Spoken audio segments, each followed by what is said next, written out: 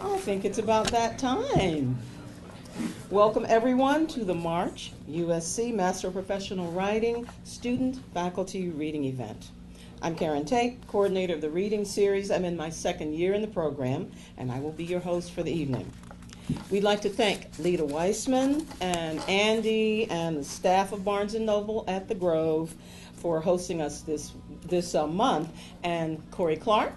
I want to thank him for coming out and filming for us again. He came last month, so thank you very much. It will be on YouTube, so look for this reading, MPW YouTube page. A few reminders, please take a moment to silence your cell phones, your pagers, other things that click and tick and make funny noises. However, please do your social networking. Tweet it, Facebook it, whatever, please do. The bathrooms are beyond the children's department, which is right here. And Barnes & Noble would like to encourage you to stop by their cafe for a snack after the reading. It will be open until 11 o'clock when the store closes. Now, as many of you know, the inspiration for this year's overall theme was Mad Libs. And we incorporated that into Joan Didion's Year of Magical Thinking and came up with the Year of Mad Lib Thinking. Each month, we've chosen titles and quotes from a few famous writers to have a little fun with.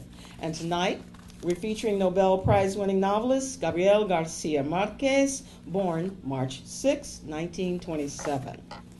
Marquez is most famous for his internationally known multi-generational saga, 100 Years of Solitude, which is the tale of one family in a small mythical village. We've asked our readers what would happen if we had 100 years of blank, and how might that change the world, or maybe how might it change themselves? Marquez is quoted as saying, "If God hadn't rested on Sunday, he would have had time to finish the world." So we've asked our readers to tell us what they think God most certainly would have done had she, or he, not taken that well-deserved day off. Our other featured writer is renowned poet Elizabeth Barrett Browning, born 121 years before Marquez to the day, March 6, 1806. Even if you can't quite place her collection called Sonnets from the Portuguese, you will be familiar with poem number 43, which begins, "How do I love thee? Let me count the ways." Miss Browning once wrote, "If thou must love me, let it be for naught except for love's sake only." So we asked our writers to tell us, if we must love them, what should it be for? Our student readers and special faculty reader, Prince Gomolvilas, have all finished these Mad Libs in their own mad way, and we look forward to hearing what they have to say. So let's get started. Now, let me tell you about Jonathan Coon. Jonathan is in his penultimate semester and will complete the program over the summer. And if you don't know what penultimate means, well, that's too bad, because me and Jonathan know. Jonathan's concentration is stage and screen. He believes that if we had 100 years of social media, history class would have been a lot more monotonous. And he's convinced if God had rested on Sunday, he might have finished filling in the Grand Canyon before he got a good look at it, which just goes to show that sometimes we create beauty without even realizing it. Jonathan says, if you must love him, it should be for his Southern charm, mixed with his LA cynicism. So, let's welcome the very balanced Jonathan Coon.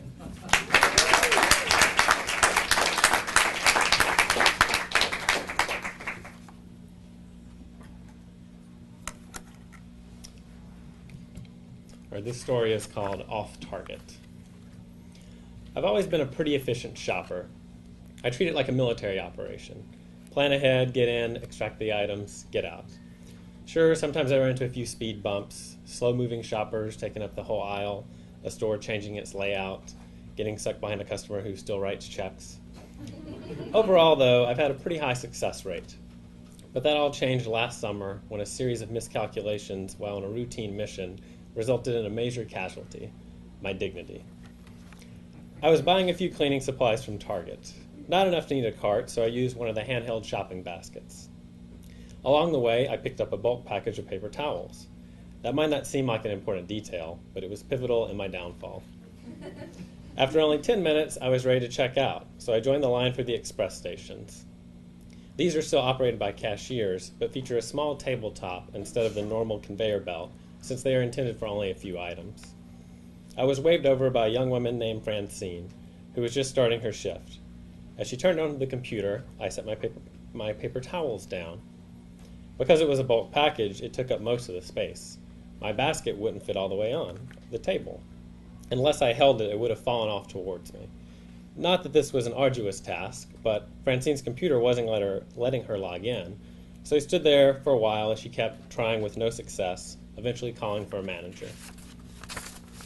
At some point, I switched my hold on the basket, which, like their carts, has a series of holes cut into the plastic as opposed to the standard checkered pattern. I believe this is designed to mirror their logo. To be honest, I never thought much about it until that day. Now, I'll never forget it. With the basket hanging halfway off and leaning towards me, I curled my fingers and placed them into some of the holes to keep it from falling. You might be able to guess where this story is going. And you're not wrong, but at the same time, you have no idea.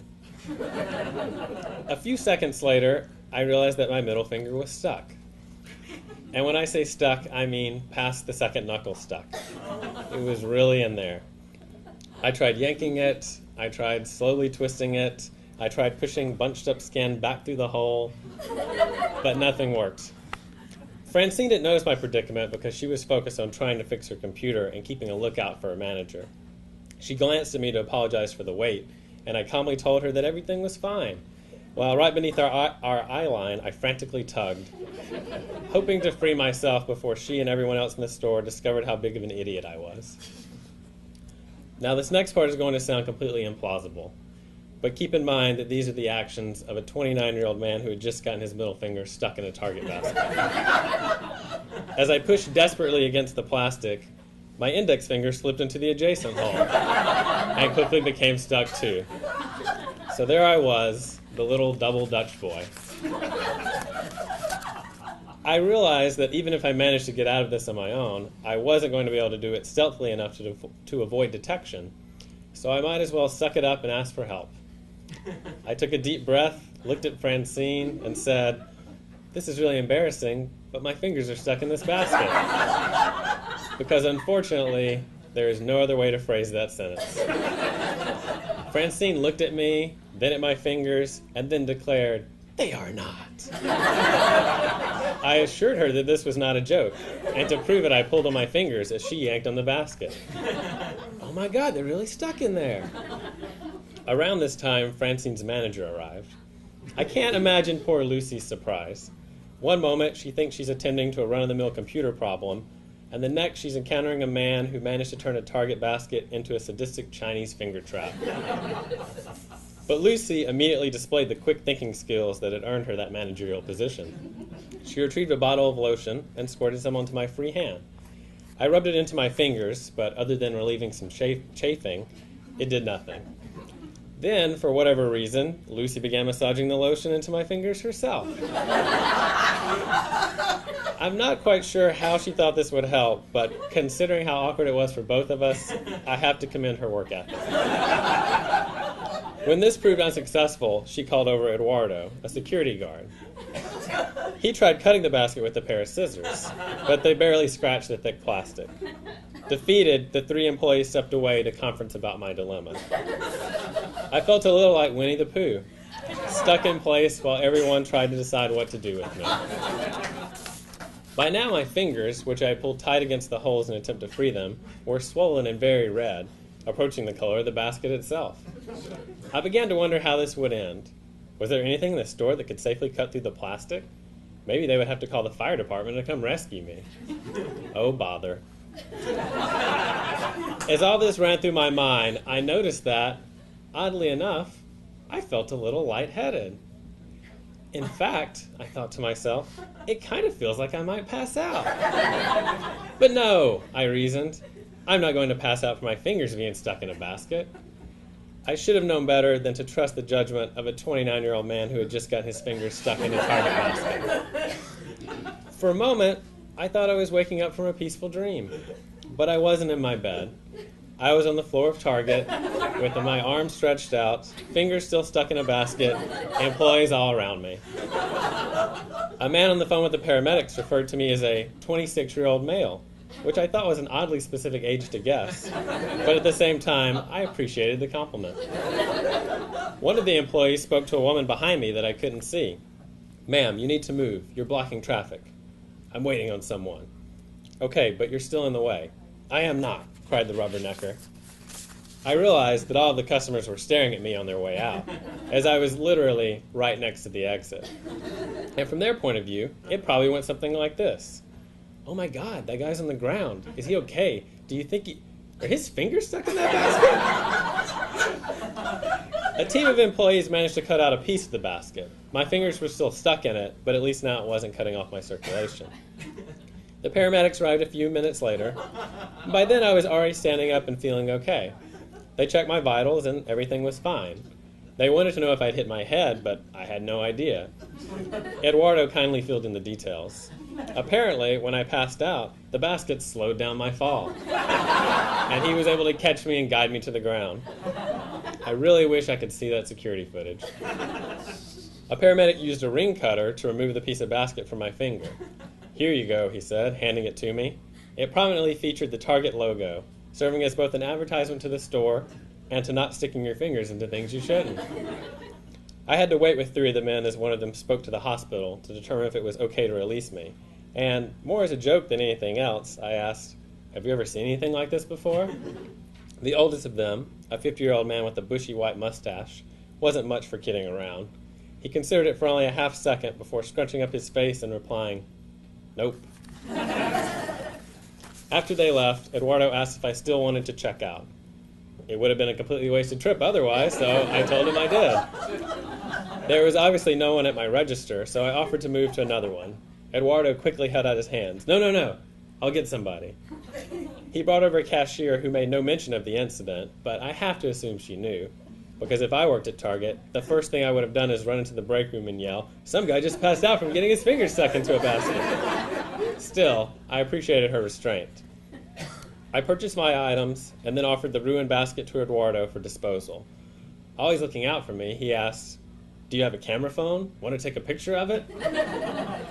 "No, thank you," I told him. "I've got my souvenir." Thank you.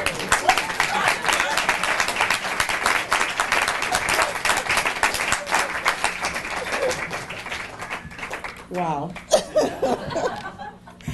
Thank you for sharing, Jonathan. Our next reader, Jessie Johnson, is in her second year in the MPW program with a concentration in fiction. Jessie believes that if the world had 100 years of rhythm, there would have been less need for dance crazes like the Harlem Shake or the Superman or the chicken wait a minute. What's wrong with the chicken dance? Jessie. She says, we must love her because she's not afraid of spiders and she can cartwheel. So this means if you had a spider in your house and you were scared of it, she could cartwheel right into your room and take it away for you. And we may not know that Jessie's eyes are green, and she's also a black belt in kendo, which is Japanese swordsmanship. Yeah, but I bet you can't do the chicken dance. So let's welcome Jessie Johnson.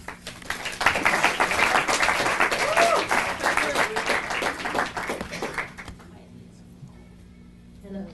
I'm a little shorter than the last guy. That's okay. That's fine. I'll stand like this. Okay, wait a minute. Oh, and it's not? Yeah. Who broke it? Robert? Okay, can you? Yes, I can. Oh. I'm really okay. Okay. This is what a master's degree got us. This is great. Okay, my story today is called Bear Ferry, but it's Ferry, like the boat, not the ferry. All right. There used to be a river here. Starting in the high hills to the west behind the town, it would descend, so strong that it easily cut through the woody valleys, separating tree brother from tree brother on the north and south banks. It was wide, too, wide enough that when Malcolm Aldridge Jr. said he had jumped from one shore to the other on his Schwinn Stingray chopper bike last summer, no one, not one person, believed him. The water looped through the trees like letters, the letters extending into stories, and everyone in town had dipped their toes into its tales. Then that excavation team came. Neighborhood kids had found caves in the hills, and apparently they were from an early age, when Indians lived in the hills and prayed to the sun. The team wanted to study the remains of clay bowls and totem poles. But in order to transport their equipment safely, they built a temporary dam near the source of the river. It choked the river until it slowed. It got old and meandered, looped like letters until suddenly it stopped, dried up, a muted voice. When the townspeople complained about their lost river, the team invited them to see the excavation site for themselves, a taste of the history they were all a part of. Pharmacists, real estate lawyers, after-school children, the whole town followed the team through the forest and up into the hills, across the dam that doubled as a bridge, and gaped at the splintered relics. The caves had been dug out and partitioned with yellow tape. College students were busily dusting shards of pots in one corner, while their professors discussed the importance of scratches in the cave walls. The townspeople crowded awkwardly around the cave entrances. A wooden bear face snarled up at them, its coloring long chipped away, and a single eagle wing from the totem pole apex still reached desperately for the sky. The team chattered about this find and that carbon dating, and don't you dare step those sneakers onto that dust pile. When the locals descended back along the dry riverbank, they had nothing left to say. Paul lingered when his neighbors left the site. He thought the dust smelled different here, but he wasn't sure what he meant. A girl in thick goggles asked him if he had any more questions, but she seemed annoyed by his presence, so he swallowed what he really wanted to say. He shook his head and stared past her shoulder, but flinched when he made eye contact with the wooden bear face. He turned and made his way down the bank. The rest of the town was far ahead of him by then, already getting back to their lives and days, but he didn't have anything to hurry back to. He had just been fired from his job at the real estate office. He wasn't an agent, he was just a clerk, when that excavation team came, and he hadn't told his parents yet. It was a shame that he still lived with them when he was almost 30 years old. But he'd always been that kid, that student, that man, always behind the rest. He stared at the light splintering through the treetops as he walked and thought about Malcolm Aldridge Jr.'s green Schwinn bike. Then there was a great crashing, a roar that made his heart claw viciously in his chest, the smell of wild, wet violence, a glimpse of fur and teeth, the trees tilting horrifically toward the sky, and the sky itself rushing up to meet his feet, a maddening pain, and then darkness. Whether his eyes were open or closed, there was just black. His body ached and his arms refused to lift and help him figure out why. He panicked. He couldn't see, he couldn't move, breathing was pain, and somehow in the back of the mind he registered that same smell of wild, wet violence. He didn't know how to understand what had happened or where he was now. He wanted to cry. "Stop making that noise. Drink this." A voice broke through the darkness, and it was as wet and wild as the scent. A hand, but it was the biggest hand he'd ever seen, or felt, curved around the back of his neck and lifted gently. It was covered in rough padding, like a thick, dirty glove. But Paul felt nails, long, nasty nails, extending from each finger and reaching around to tap at his cheek. Something wooden was pushed against his lips, and a hot, sticky liquid forced its way down his throat. He began to choke, and his arms found enough life to lift helplessly. "Don't struggle." The voice made him shudder, and it was awful that he couldn't see the face to match it. But he swallowed what he was given out of a helpless desperation for something to make more sense. The substance burst slowly through his insides, and its heat melted some of his ache. He found that his arms were able to lift more, and he put his hands on the arm of his caretaker. He jerked backwards so viciously that all of his body's aches came back at once. His hands had grabbed fur. His uncle Adam, that's his mother's brother, had thick, hairy arms because of their Serbian heritage. but the arm that Paul grabbed was the short, coarse hairs of fur, like a shaggy dog or a wild animal. He tried to scramble away and noticed briefly that the floor was slimy. Spots of light began to replace the darkness before his eyes. But the thick hand, was it a paw? Behind his neck tightened, and he felt those nails, claws, dig into his cheek. "Damn it, I said not to struggle!" There was the hint of a roar in these words, and Paul went as still as he could, despite the trembling. His chest felt hot, and he realized that the liquid must have spilled. There was a deep grumbling from overhead, and the hand-paw shifted to settle his head onto the ground. He felt the earth shaking softly, and the looming presence behind him retreated. All Paul could hear for a little while were his own moans and the clanging of banging rocks somewhere in the distance. Suddenly, light flared hugely. Heat washed over his right side, and he could smell wood burning. The presence of a fire helped to relax him. It made him think of those Indians in the caves and how they must have built fires to keep away the wild animals, or to roast them for dinner. His eyes began to adjust. He carefully rolled his head toward the fire across the slick ground. He saw the outline of a massive creature on the other side of it. One paw, no, not a hand, that was clear now, was illuminated by the flames, and its claws were clicking together. It reminded Paul of when his mother would tap her fingers on countertops whenever she was particularly annoyed. "Man, don't struggle anymore. You'll scare the children." The voice was like earth, like the forest, like that grotto he and his friends had found when he was still in middle school and he'd been too scared to explore. But there was a soft edge to this wildness, and he thought again of his mother, of when she yelled at him because she'd been worried about him. The voice made a tsk sound, and Paul worried that he had made it angry. "Do you speak?" it asked. Paul opened his mouth and cracked his jaw. His own voice was the trickling of a stream beside the strong current of the creature's. "Well, yes." He cleared his throat and closed his eyes and pretended he was speaking to his own dog. "Yes, obviously." The voice made another tisk. "Not so obvious. You've only been crying this whole time." It moved to stand, and its presence was like a veil of darkness filling the entire space. Paul suddenly understood that they were in some sort of cave or cavern. When it moved into the light, Paul lost his voice again. A bear. The fire only colored sections of its maw and gargantuan furry body, leaving other sections in blocky darkness. Its claws scratched lazily. "See," it said, its small dark eyes watching him. "You're crying again, right now." Paul wanted to scream at it to shut up, but then more horrors arrived. 2 tiny boulders rolled into his side like a 1-2 punch combo, and he broke off a shout of pain. The boulders were furry and hot, and Paul realized they were mini versions of the monster in front of him. Their noses were wet, and their little teeth were sharp, and they smelled awful. "Man, man, man!" they were screaming. "Man, man, man!" "Children, stop," the bear said, but it didn't move to help. Paul felt violated. He felt trapped in this dark cave with this nightmare, this twilight zone when wild animals take humans for pets. He wondered if he could roll himself into the fire before the bear and her cubs could stop him, and if the pain would kill him or jerk him awake. Then one of the bear cubs placed its paws into his chest and grinned an animal grin into his face, and he realized he could scream, actually, and then there was blackness again. The next time Paul woke up, he could see again perfectly, and he hated that.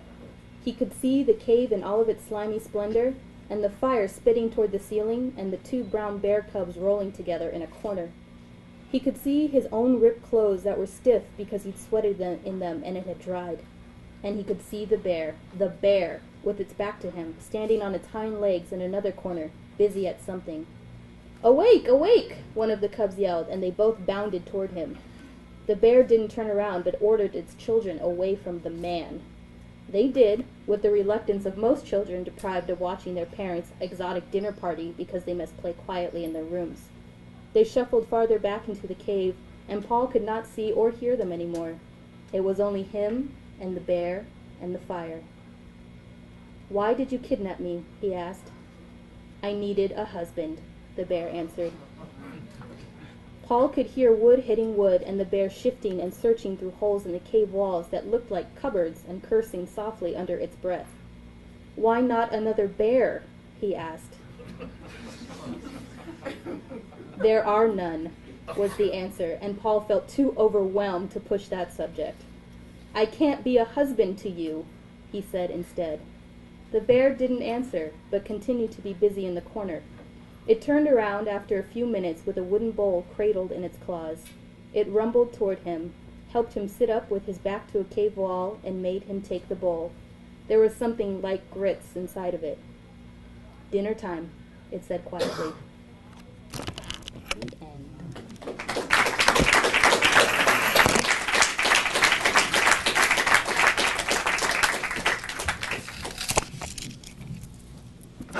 We love the way her mind works. Woo! Thank you, Jessie. Our next reader, Danielle Farrell, is in her first year at MPW with a fiction concentration. Danielle says, if God hadn't rested on Sunday, he would have had time to take out the trash.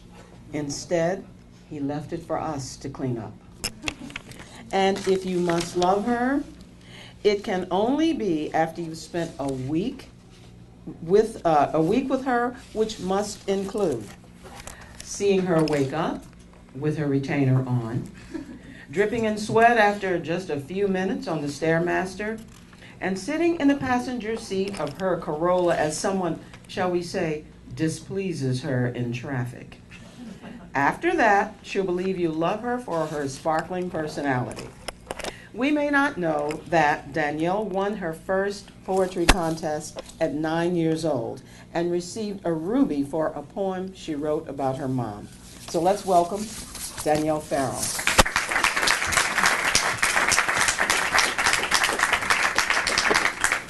All right, I'm reading a story called The Coyote. Uh-oh, I might have done the same thing you did, Jesse. All right, I'll just lean in.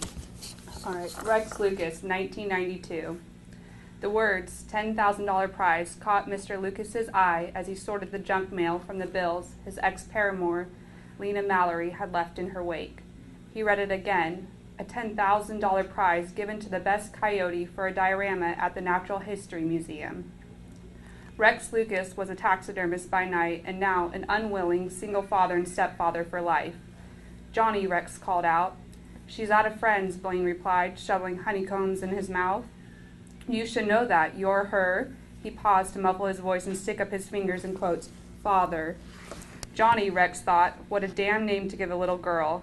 Had he known he was coming back for a teenage back-mouthing boy and a girl that was going to have to explain that, yes, she was a female, the rest of her life, he would have stayed in Wellington. "Kid," Rex said, "you guys have coyotes around here?" "They kill the neighbor's cats all the time." Blaine clinked his spoon against the porcelain bowl. "If you wake up early enough, you can collect heads in the park. Orange heads, paws, intestines." Rex raised his hand.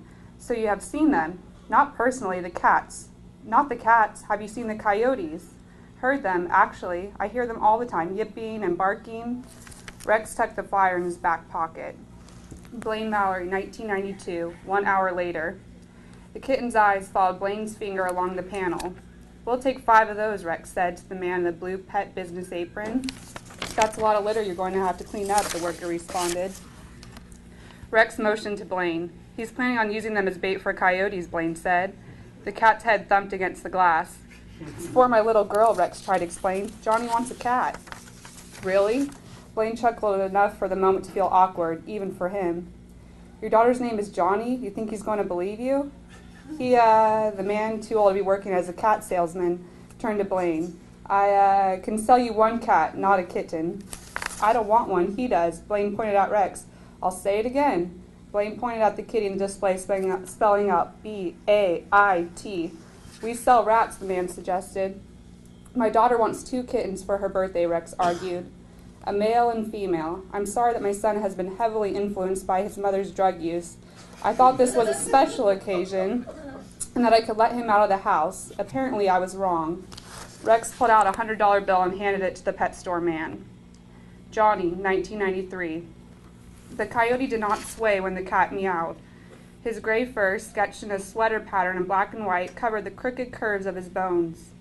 "This one," Dad said, "is our prairie wolf." "The one?" Johnny asked, her fingers dipping into the jar of eyeballs, pulling out a blue iris. "Don't play with those." Her father grabbed the orb from her and dropped it inside the Jack Daniels mixture. He replaced the lid on the mason jar. The cat meowed again. Take her out of here, outside where she belongs. Johnny called the cat, "Kitty, kitty," as they were all called, "Kitty, kitty." She stayed back. This one was old, surviving the rest of her litter. "She's not going to come to you." Her father slicked the coyote's ears, pulling on the tufts of hair until they were distant from the skin. The fur rubbed under his fingernails. "Open the back door. She'll follow." Johnny passed the canaries, the eagle, and the coyotes who hadn't been approved. The brown one who ate second kitty, the smaller one who ate white kitty, the one who looked an awful like the one her father had perched on his workbench who ate mama kitty. Outside, the moon halved in the sky, casting beams on the lawn. Past the foregrounded hills stuck in the slope, Los Angeles stunned its presence with lights. Kitty Kitty jumped past her, bounding down the grass slant. Kitty Kitty stopped suddenly, her nose up, smelling Johnny's brother Blaine. He held a shovel in one hand and a trash bag bulging with lumps in the other. Kitty Kitty went the other way, bounding to the edge of the field. She reached the chain-link fence, jumped up, and stuck. Blaine shook his head. "How many you catch?" Johnny asked. "It's not catching. That's what Dad calls it," she told him.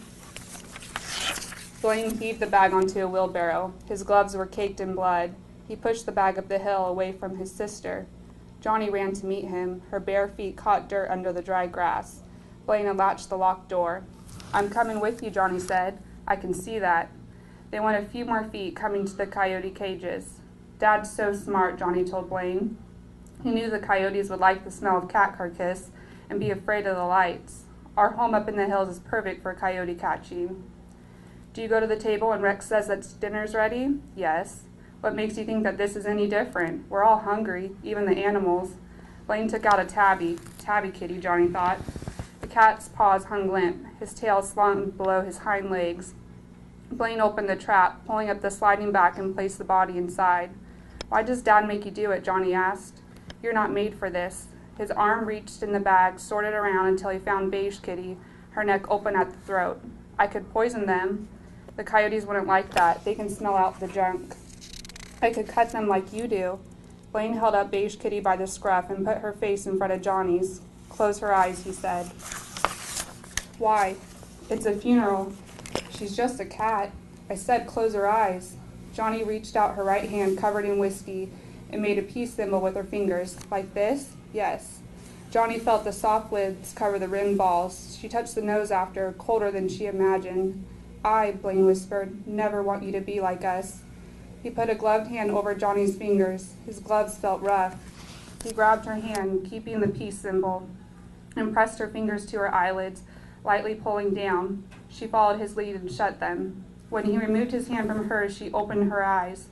10 more cages stood in a line. "You have enough for all the cages?" Johnny asked. "Yes, just checking," she said, retreating before her brother pulled the 9th cage up for Beige Kitty. "I'm going to bed." It was earlier than she was required to sleep. 20 autumns passed before Johnny saw her father's work the way he had wanted it to be shown. Her father had gone, the way she would have imagined if she had been ever asked, "How do you think your father will die?" Driving down Malibu Hills Road, he had seen a coyote sway to the left and hit an oncoming Mercedes. The circumstances were so perfect that she fought a smile amid tears when her brother read his eulogy. The coyote got him in the end. Rex Lucas, Natural History Museum taxidermist, had his work lined in long halls of continent and species organized dioramas. The stories behind the animals were their childhood memories.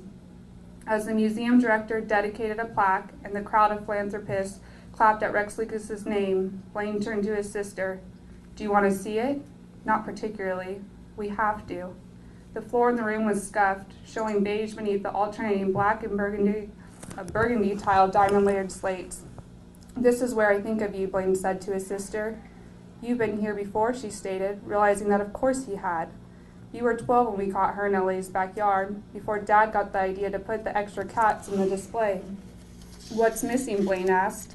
Johnny looked at the diorama of a cat stitched in the prize coyote's jaw, the one that had taken a whole litter of cats to catch. Black Kitty and Prissy Kitty watched from behind a sliding glass door.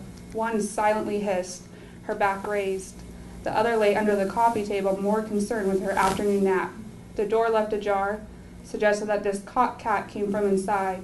A bird feeder hung from the rafters, attracting 3 breeds of birds, and 1 quail, too unfortunate to reach the birdseed. Sparrows blended in a bush, and fluffed their feathers. A hawk flew overhead. Eucalyptus leaves grazed the side of the white-paned house. "You are missing," Johnny answered. "No, I'm there. Those cats are my work." Two 20-year-old men stopped at the exhibit. They laughed. The echoes beamed to the corners of the room. The doors under the green illuminated exit signs were open. "Oh my God," Johnny whispered. "Is that?" Blaine tapped her on the shoulder. "Johnny," he asked, "why didn't you close her eyes?" "I didn't know he took her," Johnny tried to explain. "I didn't even have a chance." "Look," Blaine said as he turned around, facing the expansive hall of North American creatures, and began to walk out. "They all have souls." Johnny saw the walrus, elk, and bobcat gaze at her from behind their displayed homes. She heard her brother's footsteps leave the room. "I am alone now," she thought. Johnny sat on the bench facing her father's first installation. She remembered how much her father liked eyes. "Kitty, kitty," drooped from the coyote's jawline in silence.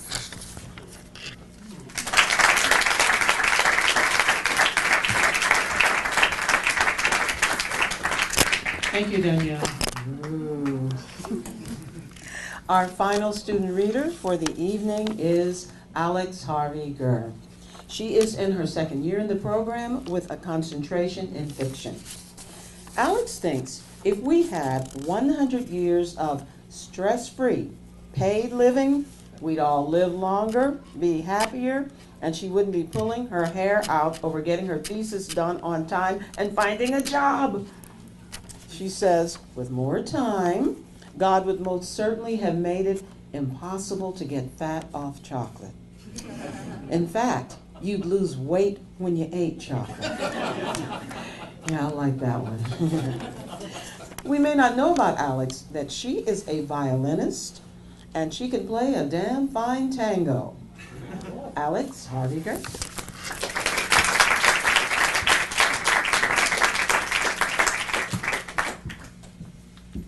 I am not touching this.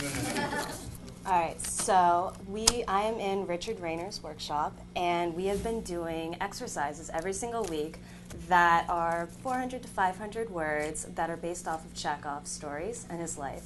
So I'm going to be reading 3 short pieces that I've written in that class. The first one is called Dunkin' Donuts.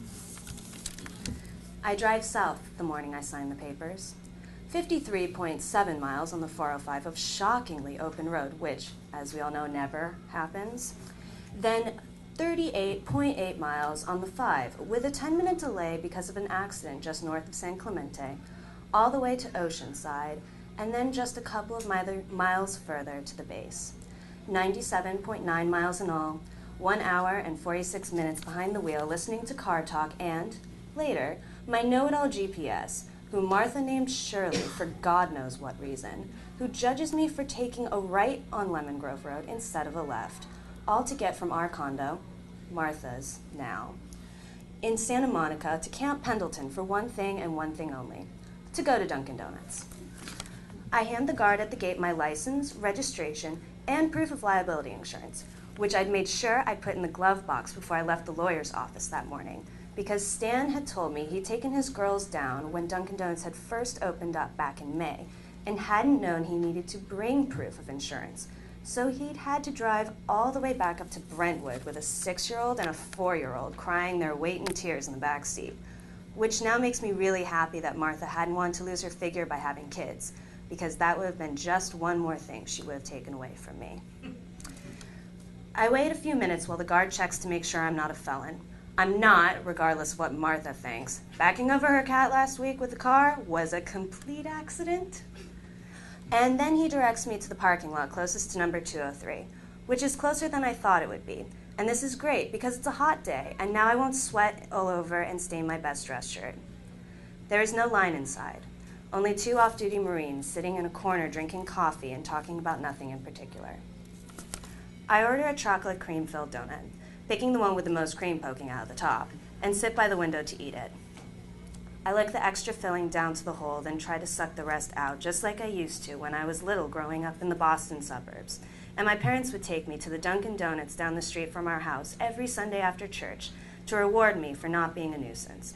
And this makes me smile, really smile, for the first time since Martha said she was done with me. And then I bite into the dough, and let the powdered sugar coat my mouth and the tip of my nose. And I think of how Martha would hate a place like this, because it doesn't have yoga rabbi classes going on upstairs, and she isn't fucking the Marine working behind the counter in exchange for free glasses of carrot and spinach juice. And this makes the donut taste just a little bit sweeter. I buy another donut for the road, and I'm looking at apartments in Westwood by rush hour.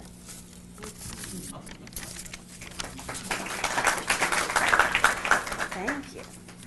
This next one is called Sarah the Vegan, and I apologize ahead of time to anyone who's named Sarah or is a vegan in the audience. They sat in silence at the diner table. Bill drank a glass of water through a straw while nursing a cup of coffee, waiting for it to cool enough so that it wouldn't burn his tongue. Sarah ate energy egg replacer and vegan bacon that she'd covered with sriracha, all of which she'd brought to the diner with her in her Louis Vuitton tote bag. He wrapped his hands around the cheap ceramic mug, testing the heat. It was hot, but not scalding, so he pulled a packet of Splenda out of the sugar box next to the ketchup and Tabasco sauce and opened it above the coffee. That stuff metabolizes into formaldehyde in your body, you know, Sarah said, bringing a forkful of imitation protein to her lips. Bill cocked his head to one side and looked at Sarah. I want to skin you, he thought to himself as he watched her eat. I want to skin you using my own fingernails. I would start with the nostrils and rib up first, splitting the forehead and crown of your scalp in half. Then yank the hair and pull down, down, down. Physically impossible maybe, but once are rarely physically possible. I wouldn't even feed your skin to my enemy's rabid dog. I would stuff it in that fugly-ass bag of yours and dump it in a landfill, both the skin and the bag, and then piss on it to make it smell better before leaving it for the crows to get salmonella from. It wouldn't be fair to the crows, but they're almost as vile as you fucking vegan cunt, so it'd suffice. I wish you'd go vegan, Sarah said, slathering on more sriracha. It really isn't as bad as you think. I wish you sucked my dick more, but that ain't happening either. I like meat, he said instead. It's so unhealthy, Belle. Didn't stop you from chowing down on Chad's meat stick now, did it? Tell me, Sarah, is jizz vegan? Is it gluten-free? Does it metabolize into fucking rainbows or whatever the fuck you fucking vegans think this shit does? Because it didn't do that for me. No, Chad's dick juice metabolized into fucking gonorrhea for me, you cum-sucking slag. I hope you choke yourself on his flaccid dick the next time you try to get him hard with that dehydrated sandpaper tongue of yours. You know what I'd like to do? I want to slit your throat with his dick still crammed in it. Kill two birds with one stone. That'd be real nice. I'm not going vegan, Sarah. Bill turned in his seat and flagged down the waitress. Check, please.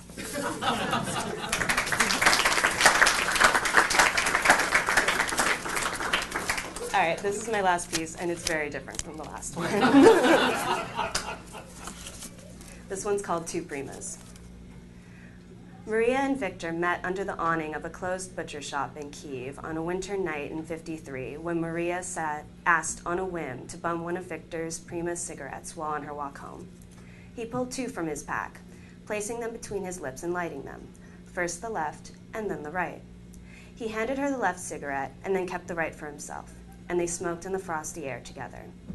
They didn't say much, but Victor liked the way the moonlight reflected off of the stray snowflakes in her hair, and Maria liked the way his eyes crinkled like a boy's when he smiled, and that was enough for them. She asked for another, not because she wanted one, but because she was falling in love, and he gave her his last because he was falling in love as well. They never fell out of love, and every night from then on out when Victor came home from work, they would sit on their living room couch together before dinner, and Victor would pick up his pack from the coffee table, pulling out two Primas and lighting them between his lips, first the left and then the right. Every night he would do this, telling Maria as he handed her the left Prima the same thing he told her the night they met. Beautiful women don't light their own cigarettes. And they would sit and smoke in silence, her head on his shoulder and his hand resting gently on her arm like a drop of dew rests on a rose petal in spring. They began each and every night in this way for the better part of 4.5 decades, never forgetting to smoke their 2 primas in homage to their love. The night of Victor's funeral, Maria sat on their couch alone. The living room was cold, chilled by the frosty wind outside that riled the window panes and howled. Maria's fingers could barely feel the pack as she picked it up from the coffee table and pulled out 2 primas, too numb from the cold and from mourning. She put the cigarettes between her lips and lit them, first the left and then the right. She inhaled deeply to make sure the 2 primas stayed lit, and then Maria put the right prima on the coffee table across from where Victor sat, letting it burn to ash on the wood.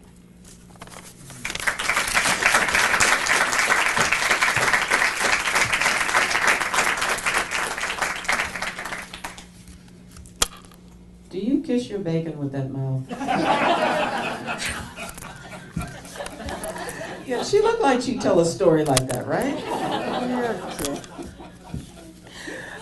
Before we move on to our MPW faculty reader for the evening, let's take a moment to thank faculty members who are present. Where are you? Wave your hand. Stand up. Thank you. Got a couple right there. Thanks for coming out. You can see how hard they work by the work you see up here. Our faculty reader for the evening is Prince Gomolvilas. Prince's plays include Big Hunk of Burnin Love, the stage adaptation of Scott Heim's novel Mysterious Skin, and The Theory of Everything, for which he received the Penn Center USA Literary Award for Drama. His plays have been produced in the United States, the UK, and Singapore. And he's toured the country with musician Brandon Patton as part of the critically acclaimed storytelling, song-singing, bingo-playing duo, Jukebox Stories, which has also been presented at the National Asian American Theater Festival. Their third full-length show, Jukebox Stories, The Secrets of Forking, that's forking, opens in May at Impact Theater in Berkeley. Prince says, if only we had 100 years of boy bands, this might eradicate war and famine. And if God had worked a little longer, he would have eradicated famine and war with boy bands. After hearing that, it's clear we must love him because he has a New Kids on the Block board game. And no, he's not kidding. He plays it. Ladies and gentlemen, Prince Gomolvilas. Your Highness.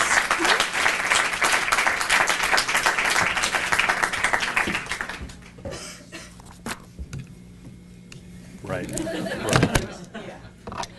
Thank you, Karen, and thank you to all the students who read tonight. I'm really impressed by the diversity of voices and styles, and congratulations. And thank you all for being here. Are you having a good time so far?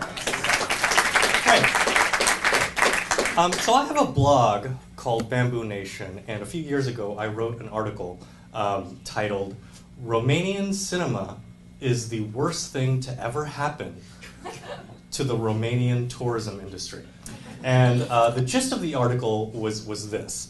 Not a lot of Romanian movies make their way to the United States, and the ones that do make Romania look like a shithole.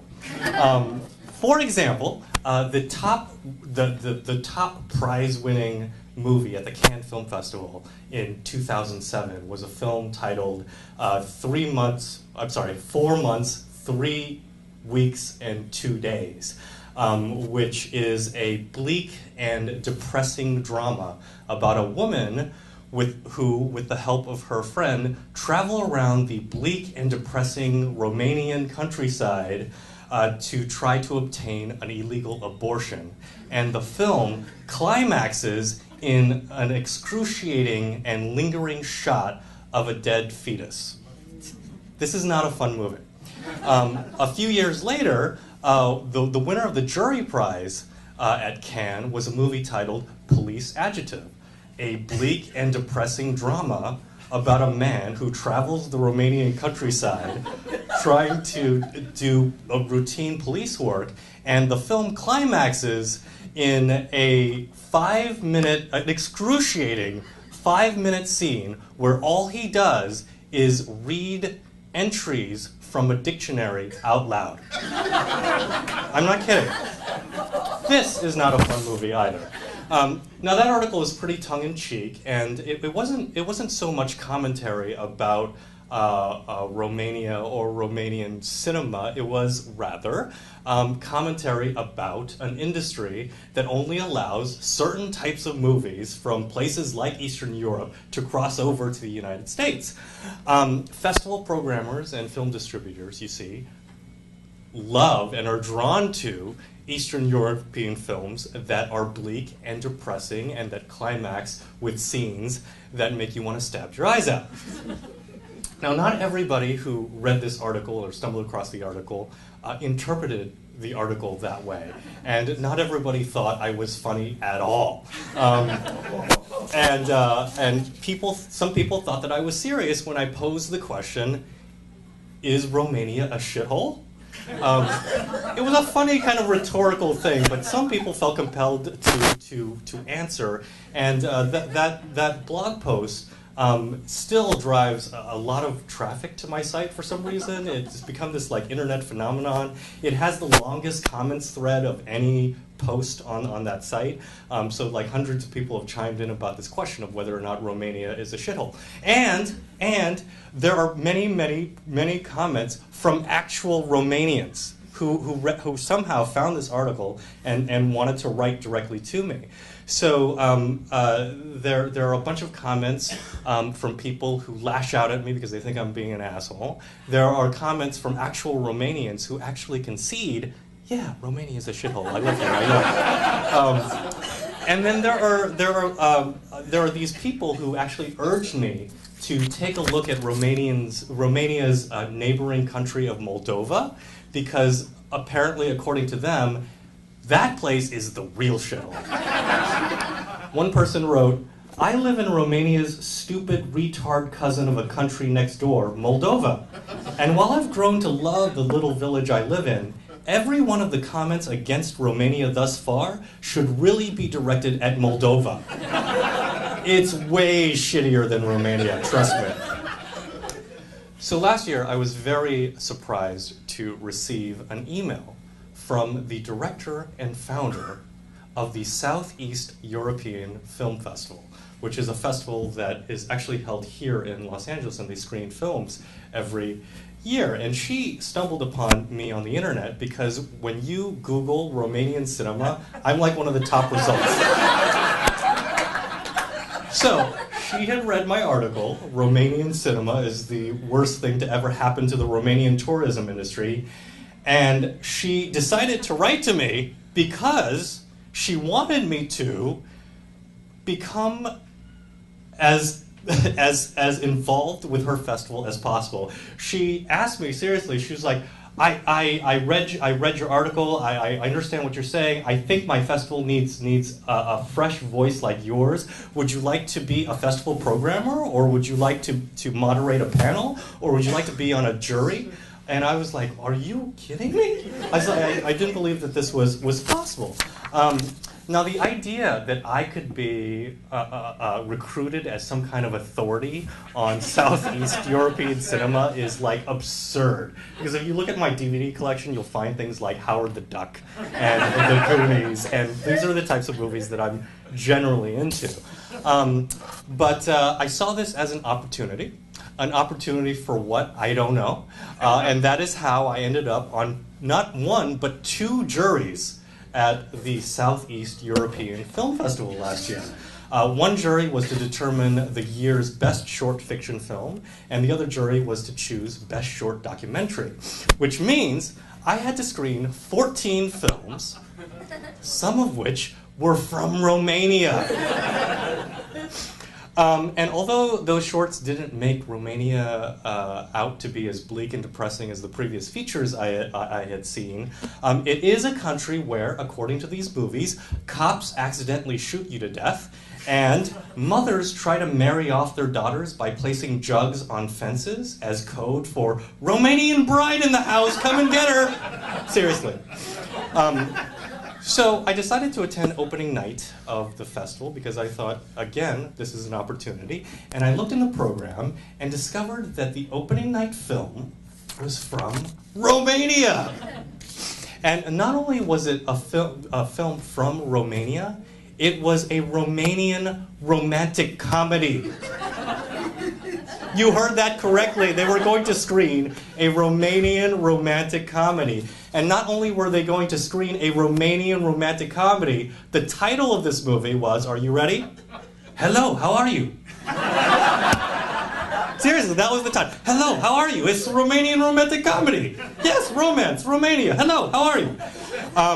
I mean, I didn't even know that Romanian romantic comedies existed, and when I did some research on that very topic, I found out that there hadn't been a Romanian romantic comedy since 1990. That's right. That was more than 20 years ago. For more than 20 years, romance in Romania had never been funny. For more than 20 years, love in Romania was something that you simply did not laugh about. I mean, you know, cops accidentally shoot you to death in Romania, and mothers place jugs on fences to marry off their daughters. That's what Romania is like.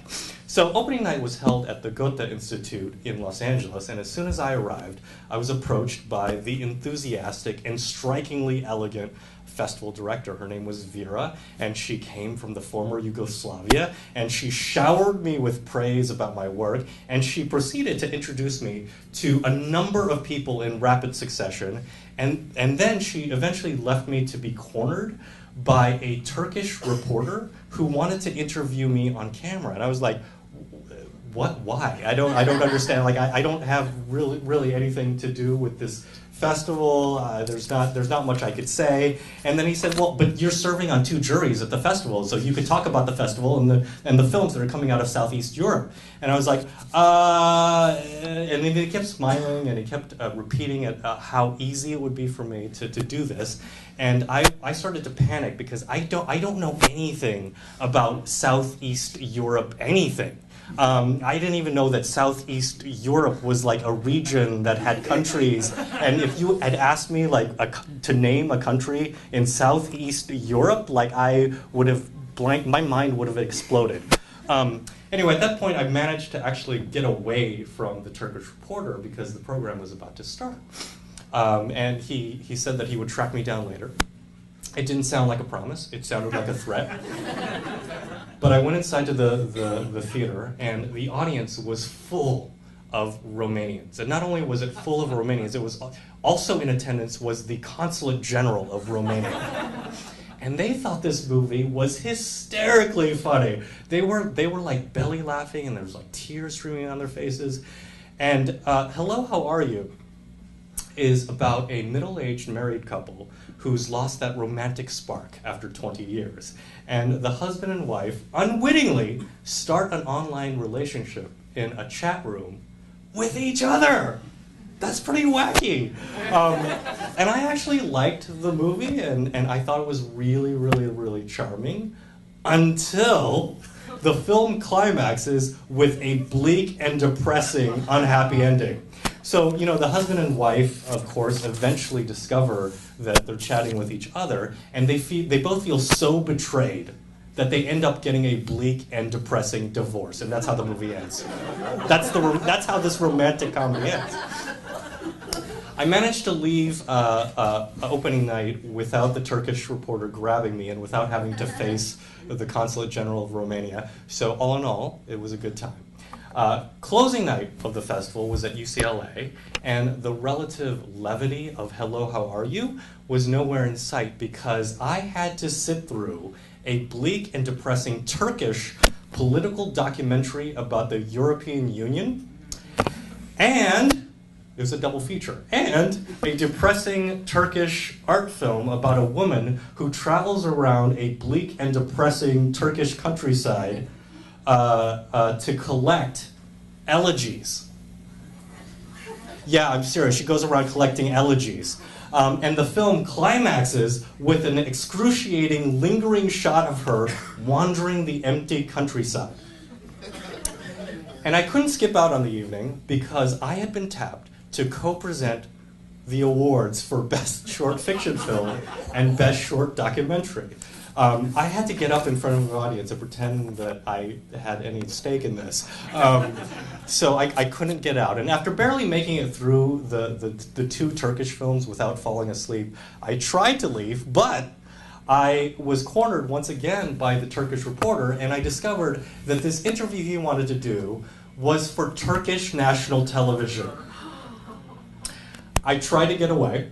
But before I knew it, there was a microphone in my face and there was a camera in front of me, and the reporter was still smiling and still telling me how easy it was going to be, and he launched right into the interview and he asked me, "What do you think about the Southeast European Film Festival?" And I was like, "It's great!" And then he just stood there, and I guess he was expecting more, so I said, "And, you know, not many films from Southeast Europe make their way to the United States, so the Southeast European Film Festival gives voice to filmmakers who would otherwise be ignored." And I was so relieved that I would manage to say something halfway intelligent. I was like, "Oh, great, I'm home free now." He keeps lobbing me these like easy questions. But then he kind of pulled a bait and switch and fired a series of questions at me about the history and politics of Turkey. Okay, if you know anything about me, you would know that I don't know anything about the history and politics of Turkey. I hardly know about the history and politics of the United States or any other region outside of my house. All I know is that I live in Glendale, California, which is heavily populated by Armenians, and from living there and knowing that, all I know is that you don't go into a restaurant in Glendale and order a Turkish coffee. You just don't do that. That's all I know because I've seen it happen, and I've seen what happens after. It's not pretty. So he asked me, "What do you think of the Turkish films you just saw?" And I was thinking to myself, okay, so this is a Turkish reporter from Turkish national television asking me about the Turkish movies that I just saw. I am so not telling the truth right now. So I said, "They were great." And then he just keeps standing there with the microphone in my face, and then I'm like, they really opened my eyes to a side of Turkey that I don't really see a lot of. And then he asked me, what do you think about the political messages in both films?" And then I was thinking to myself, there were political messages in those films? So then I'm like, at this point I'm sweating like crazy, and I'm like, well, you know, the politics of that region, they're so complex. And I really like how both films really looked at the different sides of the different issues of the different things that are going on in Turkey. And then he kept holding the microphone, and I was like, I live in Glendale, and there are a lot of Armenians there, and to some extent, what I know about Turkey is shaped by that. At that point, he ends the interview, and that was the end of that. Near the end of the evening, they announced the winner of the Audience Award, which was given to, you guessed it, "Hello, how are you?" At which point, a Romanian actor stood up, looked out into the crowd, and I swear he was looking directly at me when he said, "Romania is good!" So I would like to conclude my story tonight by reciting the first verse of the Romanian national anthem. No, seriously, this is a direct translation.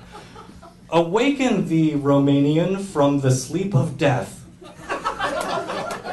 into which you have been sunk by the barbaric tyrants. Now or never, make a new fate for yourself, to which even your cruel enemies will bow." Thank you.